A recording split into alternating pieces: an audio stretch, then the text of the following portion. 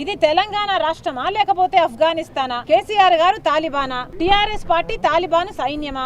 Every scam that KCR's family is involved in, this family is the richest family in the country. This politician is the richest politician in the country.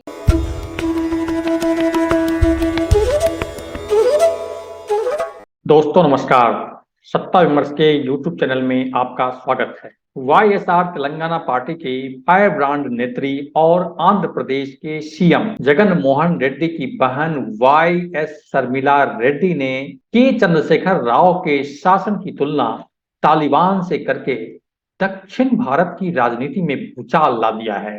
మేము ప్రజల పక్షాన నిలబడ్డము ఈ రోజు తప్ప మన రాష్ట్రంలో ప్రజాస్వామ్యం అన్నది లేదా? ఇది తెలంగాణ రాష్ట్రమా లేకపోతే అఫ్ఘానిస్తానా? కేసీఆర్ గారు తాలిబానా? టిఆర్ఎస్ పార్టీ తాలిబాన్ సైన్యమా? शर्मिला ने कहा है कि केसीआर की सत्ता के मातहत काम करने वाले लोग तालिबानी व्यवहार कर रहे हैं। शर्मिला की इस हुंकार का अलग अलग नजरिए से आकलन शुरू हो गया है।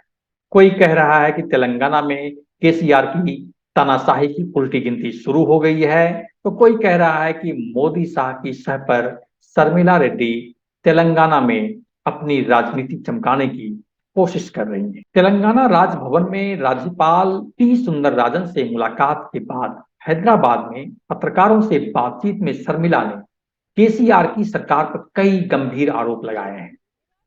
शर्मिला ने कहा है कि पुलिस ने बीते मंगलवार को वारंगल जिले में टीआरएस कार्यकर्ताओं द्वारा उनके काफिले पर किए गए हमले में क्षतिग्रस्त हुई कार से मुख्यमंत्री के आवास की ओर जा रही थी।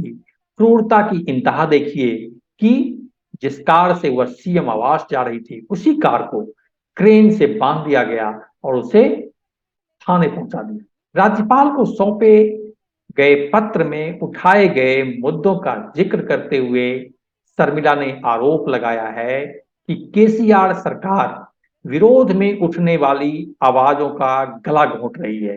वारंगल जिले में अपने काफिले पर हुए हमले के बारे में शर्मिला ने कहा, यह शांतिपूर्ण तरीके से चल रही पदयात्रा में तोड़फोड़ और केसीआर प्रायोजित घुसपैठ का स्पष्ट मामला था। हमारी बस चलकर खाक हो गई थी और सौभाग्य से हम जिंदा बच गए। हमारी पार्टी के कार्यकर्ताओं को बर्बरता से पीटा गया और पुलिस ने हमारी शिकायत तक दर्ज करने से मना कर दिया।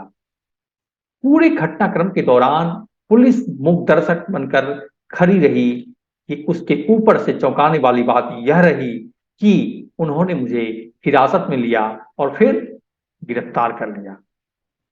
वो मुझे हैदराबाद ले आए, लेकिन हमलावरों को छोड़ दिया गया।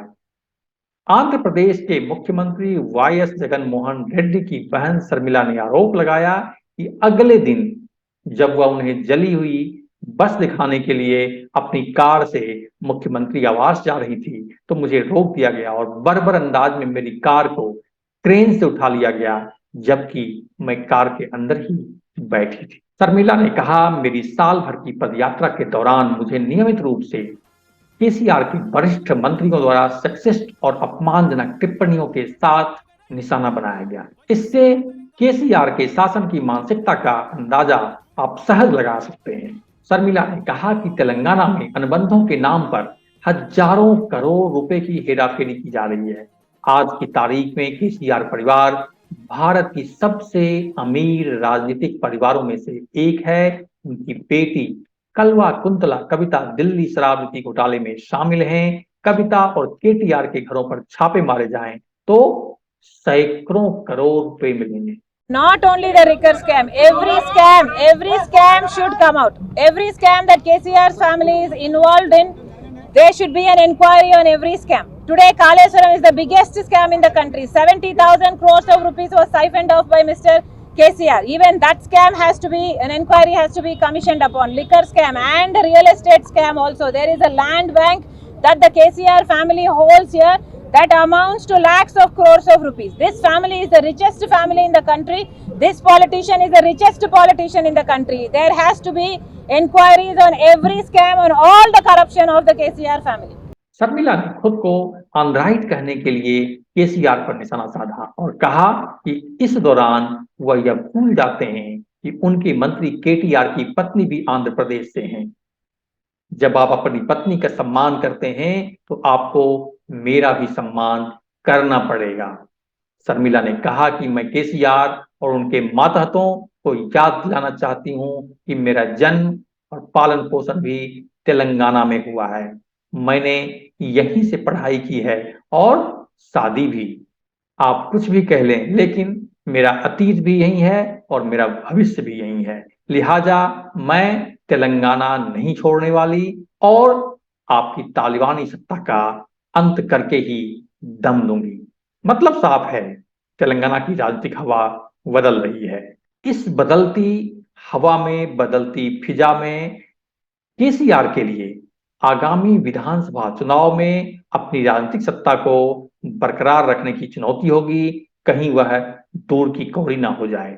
फिलहाल के लिए इतना ही। सत्ता और जन सरोकार की खबरों के लिए देखते रहिए सत्ता विमर्श। नमस्कार।